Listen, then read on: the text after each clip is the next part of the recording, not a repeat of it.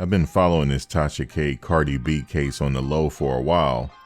And my question to you is, do you think Tasha K should put up the bond amount for well over $3 million until she exhausts all appeal options in this process? That's my question to you. Now, occasionally I go on Pacer just to get updates on this case to see if there's any new entries, and there's quite a few entries. There was one from the 13th, and basically what it's saying is the judge agreed with Cardi B's attorneys that Tasha K should put up the bond to the court until the appeals process is over. So let me back up for a second. So Cardi B legal team is aggressively going after this judgment of well over $3 million. Tasha K's lawyer team, they're saying, wait a minute, we shouldn't have to pay this $3 million until we exhausted all of our appeal options, because she's currently in the appeals. She's appealing this decision, which I kind of agree. Like, why should she have to pay until, because she don't know what the results of the appeal is going to be. She could win the appeals and get this reversed.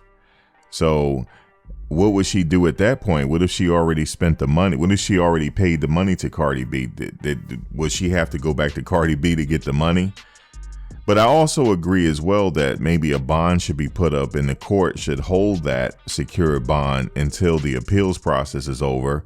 And depending on the results of that, then they pay Cardi B, or maybe not. If she win the appeals, then give Tasha K the bond back. But this entry here, I'm just gonna paraphrase what it's saying. Basically, the judge agreed in Cardi's favor that the bond should be paid immediately to the courts. Now, Tasha K lawyers are making a motion that, wait a minute, we shouldn't have to pay the full bond amount. We could pay the bond amount, but it shouldn't be the full bond amount until the appeals is over. So the judge is going to hear their side of it. I kind of think he's going to still rule in Cardi's favor that the bond should be paid to the court. Now, Cardi's legal team, like I said in the beginning, they were aggressively going after this amount, but they agreed to say, you know what? Okay, you can go through the appeals process. You can take as long as you want.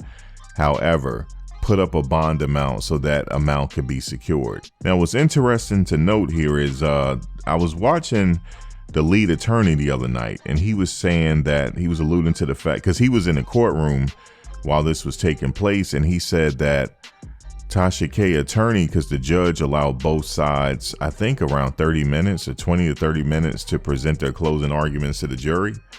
And he said Tasha K lawyer got up and took less than a minute and sat back down. And then Cardi B attorney, he said, guess how much time you think they took? They took the whole amount of time that was available to them.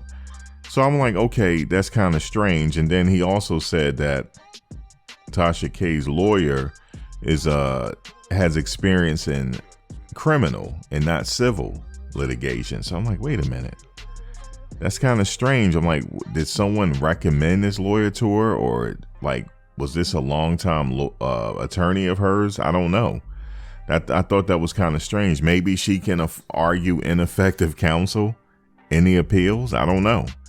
What do you think about that?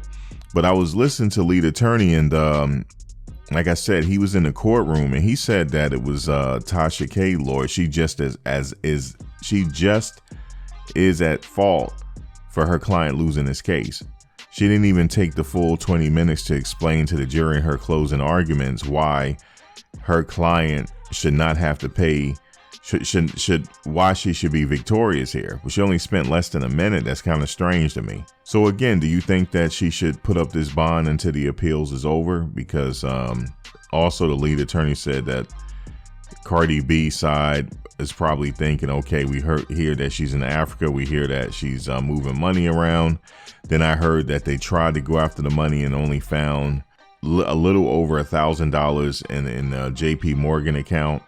And because they said Tasha had already moved the money, and that's speculative. I don't know if she did or not. That's hearsay, hearsay. But I don't know where the money is. I don't know if she has the money available. According to some people, she do have the money available, but she just don't want to pay it. I think legally, maybe she don't have to pay it because she's in the appeals process. I think they should let her exhaust her appeal options out, and if she lose the appeal, then she paid the $3 million. Now she's on the hook to pay $3,863,753.47. That's how much the judgment was, and that's how much they want the bond to be. But again, Tasha K lawyers are saying that no, the bond, the bond that we should secure should be less than that. And here's why. So that's what the judge allowed, say, you know what, I'm going to hear your side of the argument, and we'll see. Then I'll make my judgment on that. But right now, she has to give up that $3 million and post the bond. But they're going to have a hearing to see whether or not, what's the bond amount going to be, the full amount or less than that. So that is the latest on the Tasha K and Cardi B drama or storyline. And let me know what you think below. And I understand that Tasha K is she's still on YouTube and doing her thing like that. That's not going to stop. But yeah, if there's any updates on this case, I'll come back and give my opinion. What say you? Peace.